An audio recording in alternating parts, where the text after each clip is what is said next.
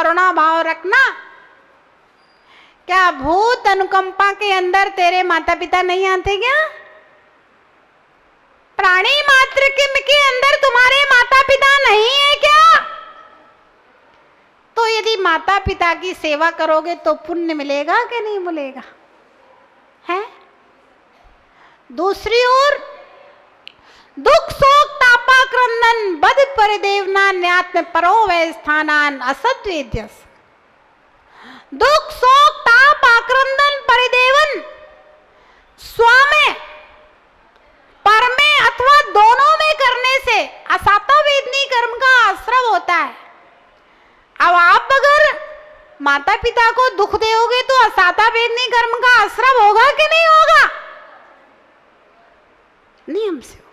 सिद्धांत कह रहा है माता पिता की सेवा करने से साता वेदनी का आश्रव होगा, पुण्य का आश्रव होगा, और उनको दुख देने से पाप का आश्रव होगा। इसका मतलब ये नहीं कि माता पिता भगवान हो गए हैं। सही तत्व को जानो, जैसा है वैसा जानो। पुण्य का आश्रव होगा ये सही है सेवा करने से, पाप का आश्रव होगा ये भी सही है दुख देने से, लेकिन वो भगवान हो गए ये बात मुझे स्वीकार, क्योंकि भगवान की परिभाषा अलग है। वो वितरागी सर्वज्ञ और हितोपदेशी है, वो भगवान है। लेकिन हाँ, जिसने मेरा उपकार किया है उनकी सेवा करना हमारा फर्ज बनता है। सामान्य प्राणी की सेवा करने से भी पुण्य होता है, तो जिसने हमारी सेवा की है उनके प्रति तो कृतज्ञ होना चाहिए, कृतज्ञ नहीं होना चाहिए। और मैं यदि सामान्य प्राणी को भी दुख देने से कष्ट होता है, तो जिसने मेरी इतनी सेवा की और उनको मैं दुख दूं तो मैं तो सबसे बड़ा कृतज्ञ हूं।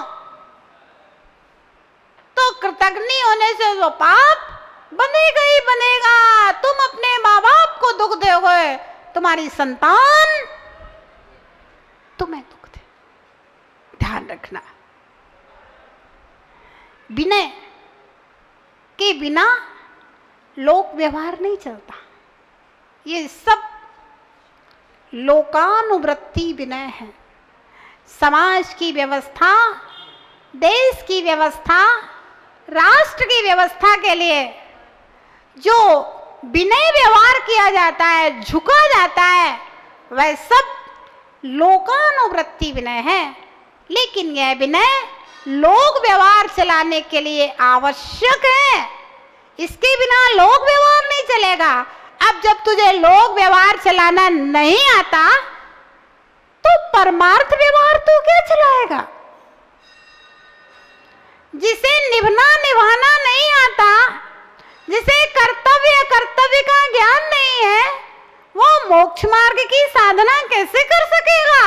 यहाँ पर भी तो संग में एक दूसरे के साथ एडजस्ट करना पड़ेगा, नहीं तो आपस में पटरी नहीं खाए और रोज संकलेश करे तो भैया साधना भी जाएगी, प्रभावना भी जाएगी, बदनामी करेगा, समाज को परेशान करेगा, है ना?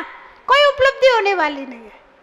तो विनय से लौकिक कार्यों की सिद्धि होती है और परमार्थ की भी सिद्धि विनय के माध्यम से होती है। भव्यात्माओं, विनय कार्य सिद्धि करने वाला मूल मंत्र है। किसी भी कार्य की यदि हम सिद्धि चाहते हैं तो विनय के बिना कभी भी कार्य की सिद्धि संभव नहीं है। चाहे वह लौकिक कार्य हो चाहे अलौकिक कार्य हो, कार्य की सिद्धि हमेशा विनम्रता से होगी। अहंकार से कभी भी कार्य की सिद्धि नहीं होती है। बताया था 5 प्रकार की विनय मूलाचार महाग्रंथ में कही गई है। लोकानुवृत्ति विनय, अर्थ निमित्तक विनय, कामतंत्र विनय, भय विनय और मोक्ष विनय। लोकानुवृत्ति विनय संसार के प्रवर्तन के लिए जो विनय की जाती है, एक राष्ट्र दूसरे राष्ट्र की जो विनय करता है, एक नेता दूसरे नेता की विनय करता है, एक राजा दूसरे राजा की विनय करता है, वह सारी की सारी मानसिक, वाचनिक और कायिक जो भी विनय होती है, वह सब लोकानुवृत्ति विनय। माता पिता के चरण स्पर्श करना लोकानुवृत्ति विनय।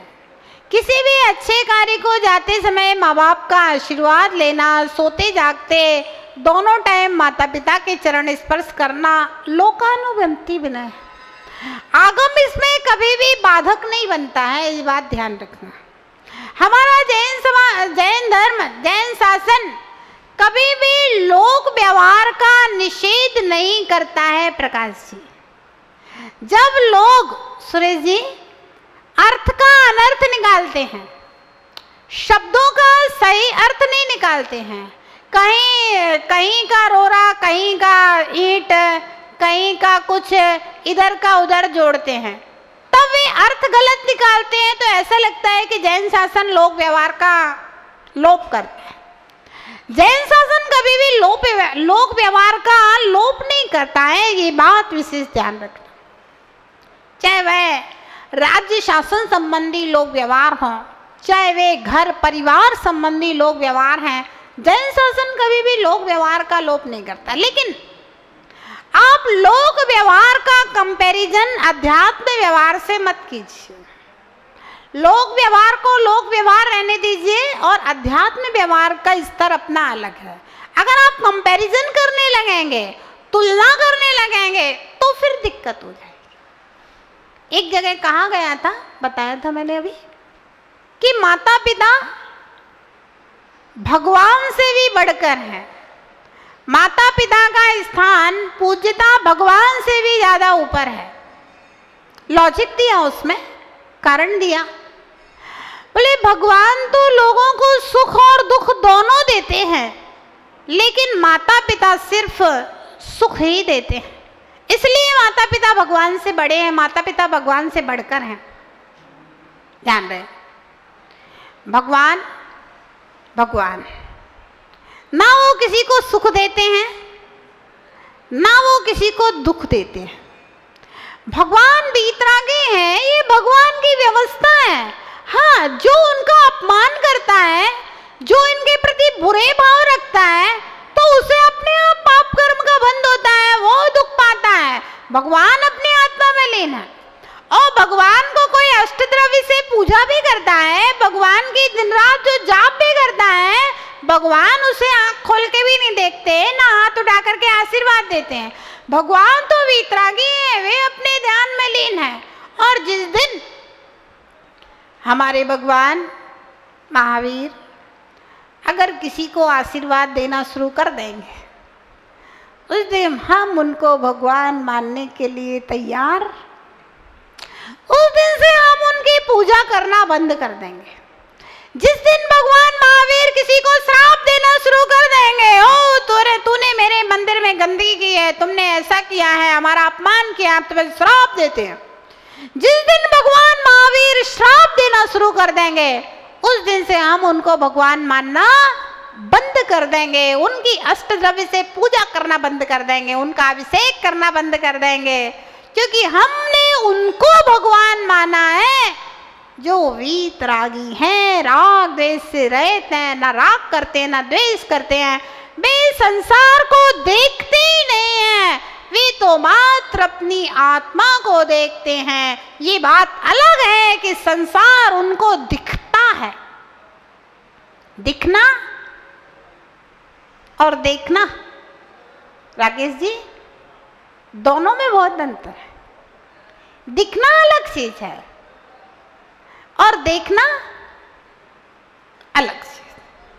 हम यहाँ बैठे हैं, मेरी दृष्टि मान लो 1 किलोमीटर तक को देख सकती है, तो हमें 1 किलोमीटर तक की वस्तुएं बिना व्यवधान के दीवार सामने नहीं हो तो हमें दिख सकती हैं, लेकिन हम देख किसे रहे हैं, ये अलग।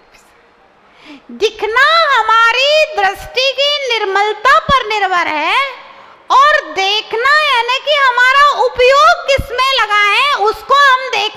कहते हैं।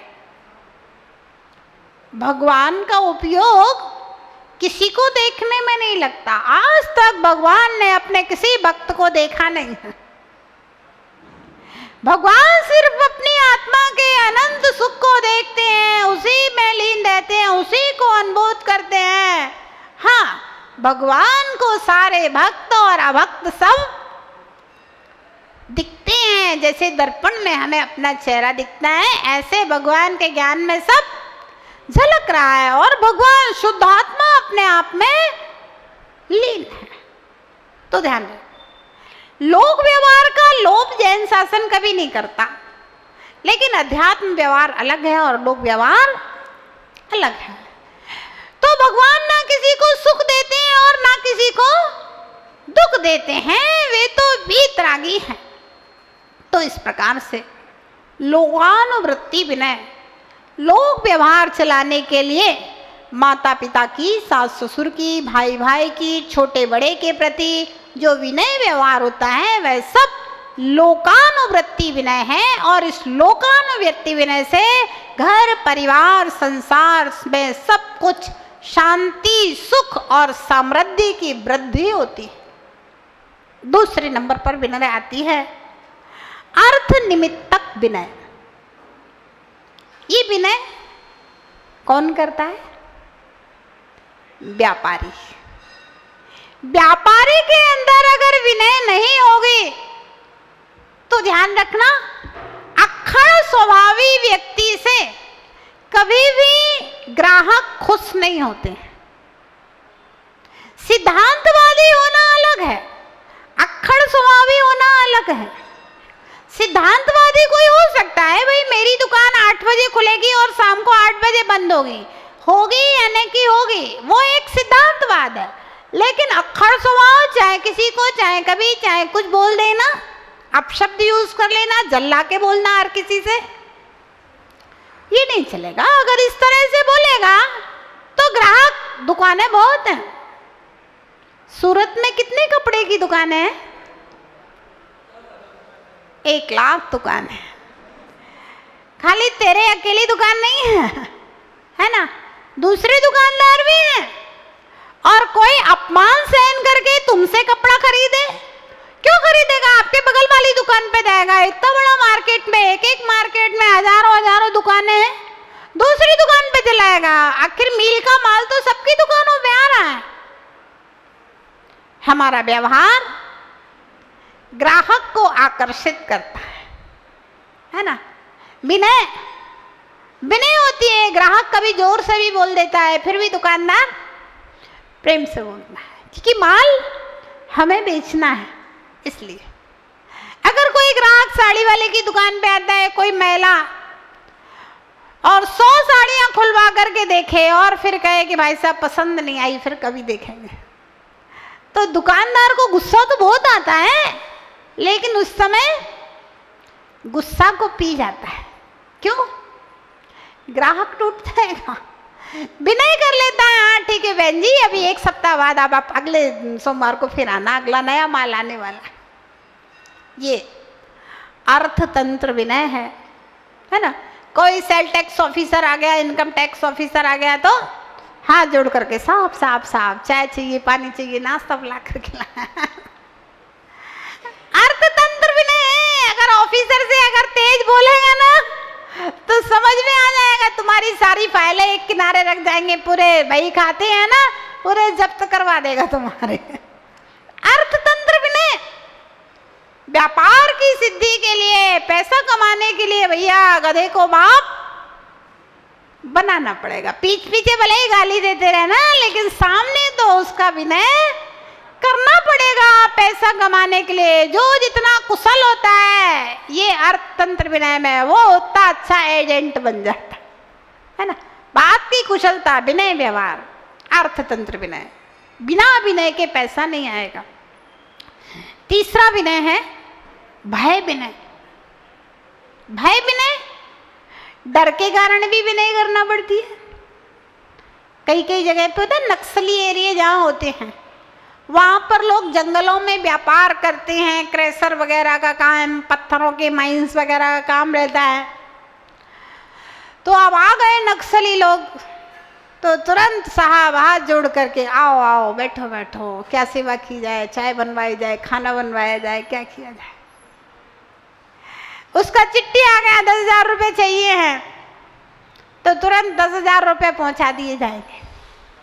ये है भय विनय, देना नहीं चाहता है उसको, है ना उससे कोई कार्य सिद्ध हो रहा है। लेकिन अगर अभी ऐसा नहीं करेंगे तो अभी पूरे फैक्ट्री में आग लगा देगा, अभी रात में आकर के, है ना, तुम्हारे मैनेजर को उठा ले जाएगा, हत्या कर देगा, कछु कर देगा। तो डर के कारण से विनय, भय विनय। शहरों में तो दुकानों में जैसे कहीं दादा लोगों की चलती है, वहां पर हफ्ता बंधा रहता है, हफ्ते में 100 रुपए देना है हर दुकानदार को, हफ्ते में 200 रुपया देना है हर दुकानदार को, हफ्ता बंधा है। भय विनय, डर के कारण जो विनय की जा रही है, जहां भी भय के कारण से विनय की जा रही है, वो सारी की सारी भय विनय के अंतर्गत है। तीसरा है काम तंत्र विनय। घर गृहस्थी को चलाने के लिए, जैसे कोई लड़का लड़कियों के पीछे घूमते हैं, हाथ जोड़ेंगे, उसके पसंद के सब काम करेंगे, जो कुछ कहे वैसा करे, सब कर ले, काम तंत्र विनय, है ना। घर परिवार को चलाने के लिए स्त्री पुरुष का आपस में जो विनय होता है, काम तंत्र विनय, काम की सिद्धि के लिए। ये 4 विनयों को लौकिक विनय कहा गया। 5वीं विनय जो कही गई है वो मोक्ष विनय। हमारा यहाँ पर 4 विनयों से कोई भी संबंध नहीं है। हमारा जो मोक्ष मार्ग का संबंध है वो है मोक्ष विनय से। अब मोक्ष विनय किसे कहते हैं? फलदार वृक्ष झुकते हैं, फलदार वृक्ष झुकते हैं किसको? उस भूमाता को जिसमें पड़ कर के उसका बीज बढ़ा, पला, पुसा, पल्लवित हुआ, आज फलदार हो गया। उस भूमाता को, जमीन को झुकते हैं, जमीन की ओर झुकते हैं फलदार वृक्ष। इसी प्रकार से मोक्ष मार्गी झुकता है किसको? जिन्होंने मोक्ष प्राप्त कर लिया है, जो मोक्ष प्राप्त करने के लिए अग्रणी है, श्रेष्ठ है, ऐसे पंच परमेष्ठी को, और उसके बाद में त्यागी व्रति को यथा योग्य। पंच परमेष्ठी, साधक, त्यागी, अरहंत, सिद्ध, ये सब मूल में है। इसके बाद में मोक्ष मार्गी झुकता है किसको? उस रत्नत्रय को, जिसको धारण करके उसे मोक्ष की सिद्धि होने वाली है। उस रत्नत्रय को और रत्नत्रय धारी को मोक्ष मार्गी झुकता है। किस लिए? मोक्ष की सिद्धि के